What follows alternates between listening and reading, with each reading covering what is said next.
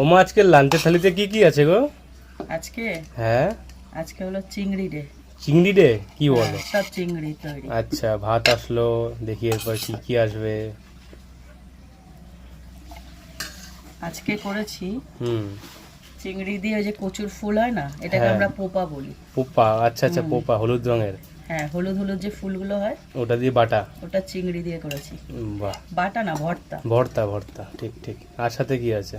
সাথে চিংড়ি মাছ দিয়ে, তারপরে ঝিঙে পেঁয়াজ দিয়ে হ্যাঁ। গামাখা একটা তরকারি করেছি। বাহ, মানে ভাজা টাইপের। ভাজা ঠিক না, একটু গা মাখা মাখা। বাহ, অনেক রকম চিংড়ি আছে বেশ আজকে। হুম। আর সাথে কি আছে? আর চিংড়ির মধ্যে একজন ঢুকে গেছে কে? নাক গলিয়ে, সে হলো ডিম। ডিম। বাহ, ডিম কষা।